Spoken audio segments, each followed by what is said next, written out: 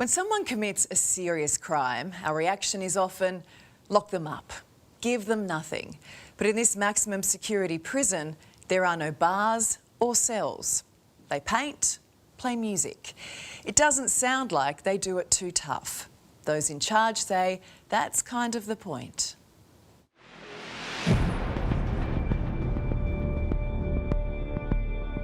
We all make mistakes. We're paying for ours. When I first joined the job, I had that belief that, inmates should be locked in a cage, given nothing.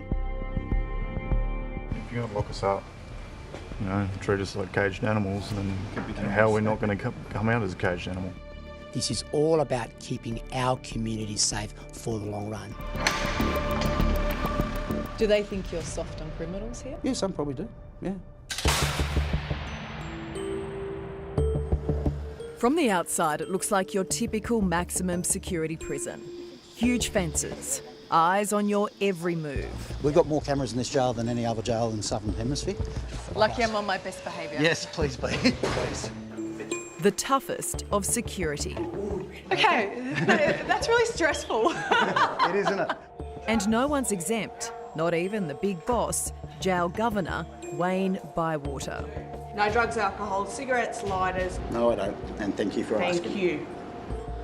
But once you walk through the gates, and there are a lot of them, it's easy to forget you're locked inside a jail with 400 convicted criminals. I thought there'd be the not-so-bad guys in here, your non-violent offenders, but you have murderers, sex predators living in this environment. We've got everything. Here we go. Yeah, we're going into the accommodation. Come through, Ellen. Is you all right? This is why prison life here is different. Despite committing serious crimes, the inmates at Hunter Correctional Centre aren't kept in cells. They live in dorms with 24 other criminals. So this is the most confined these guys get. So Have they tidied up because they knew I was coming? No, not to any great extent. So they keep it, because it's their home, they actually keep it fairly clean and tidy. By prison standards, this is luxury. Each inmate gets their own bed, a desk, and even a touchscreen TV. It's not like any jail I've ever seen. No, it's not, and it's not because I want to give these inmates everything under the sun. Every single inmate that's in this jail will get out one day. Could be living next door to you or me, and I want to make sure that I've done everything I can to make sure that I don't commit another crime. Placement here is a privilege. Inmates are carefully screened to ensure they're the right fit, forced to give up any gang affiliations and protection status, and abide by a zero violence policy. They've got to work out if they don't get along with their next door neighbour, they've got to talk it out. Yeah. Well, what happens if they don't and they use fists? If they use fists, they go back to a more conventional jail and get locked up for 18 hours a day. Okay. And it's not very pleasant. It is one strike and you're out? One strike, you're out. And the inmates know it, and it works very well. Built 7 years ago, this jail was originally designed as a quick, cheap fix to overcrowding in New South Wales prisons. One of two of its kind in Australia, it's become an experiment in itself. Does it blow your mind that you can put 25 hardened criminals in a room together and you don't have dramas? No, because I think it's more the closed door syndrome. So it's very easy to be tough behind a closed door. It takes that away. Where these guys... It's like two dogs barking at each other through the fence, right? And you take the fence away and they just look at each other and they don't know what to do. It's not just the boys in blue who say this works. The guys in green do too. Think you're better people because of this facility? Yeah. We will get out better people, but yeah, definitely. Yeah. So what is the main difference between here and a traditional maximum security prison? I can go and see the stars. Yeah, that's amazing. You can see the stars. Such a simple thing, but a beautiful thing. Whereas a normal jail, you're inside that box for 18 hours. You've got nothing to think about, but maybe how am I going to get up to some more mischief? Yeah. What the mischief's going to be? Yeah. When am I going to get up to the mischief? Here, there's other things to think about. A typical day starts at 6 a.m, when inmates will wake up and go to work. Whether it's welding, gardening or cooking, inmates can earn a small wage to pay for everyday items and even an education.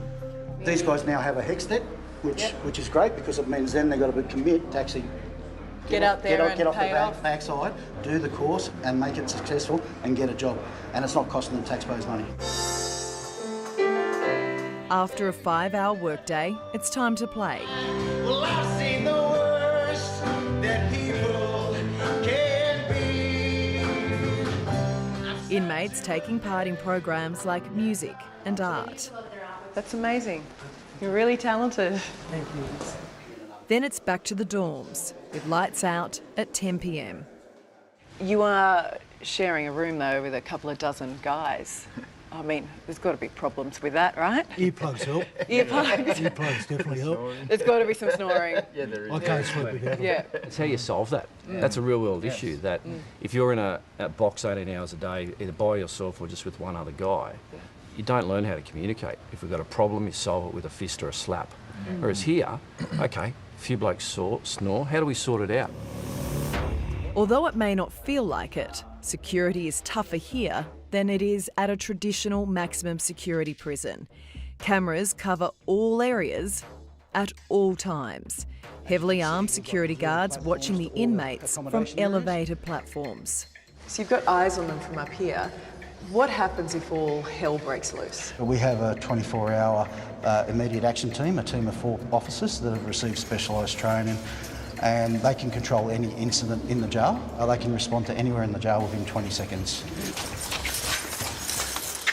One of the big cultural programs we've got here is for Aboriginal offenders. A prison like this is a tough sell to the general public, other corrections officers, and once upon a time, the jail governor himself.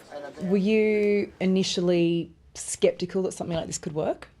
Yeah, when I first joined the job, I had that belief that, inmates should be locked in a cage, given nothing. It took me 2 decades to work out that that doesn't do anything except create further animals, and those animals then get out.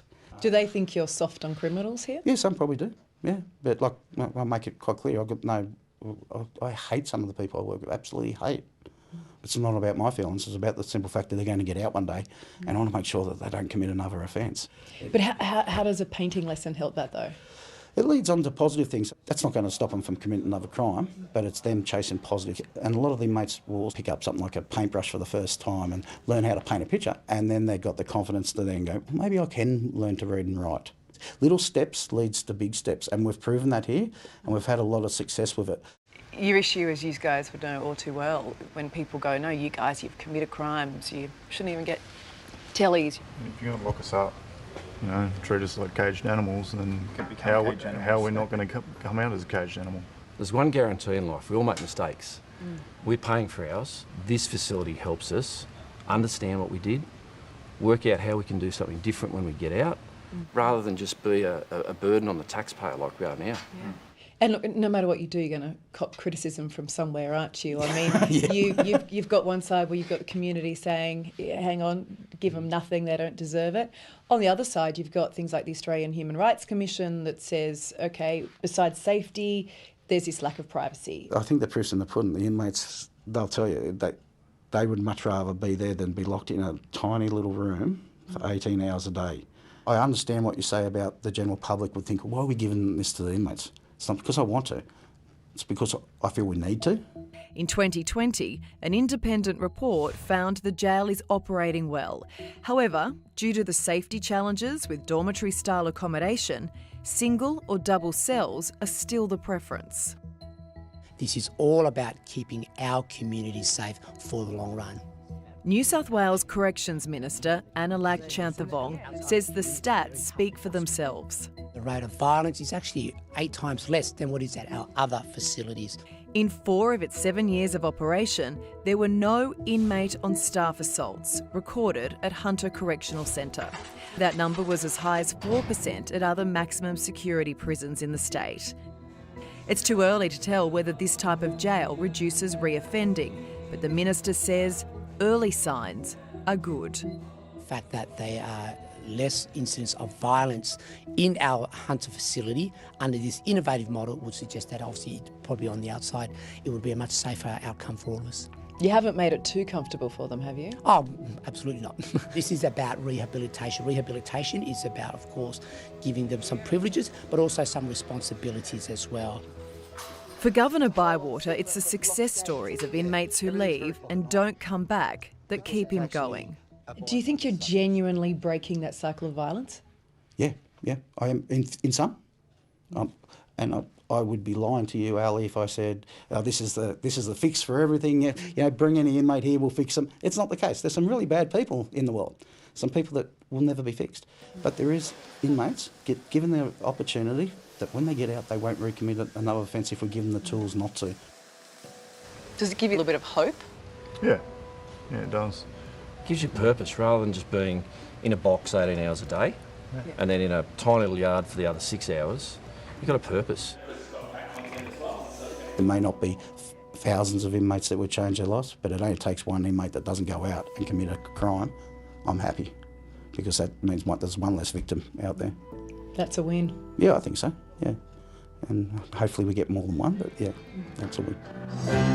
I'm not the same man who walked through that door. When they carry me out, life is no more. Makes you think, doesn't it? And other states and countries are now looking closely at this prison. It is controversial, but one thing we know, what we've been doing hasn't worked. Just maybe this will.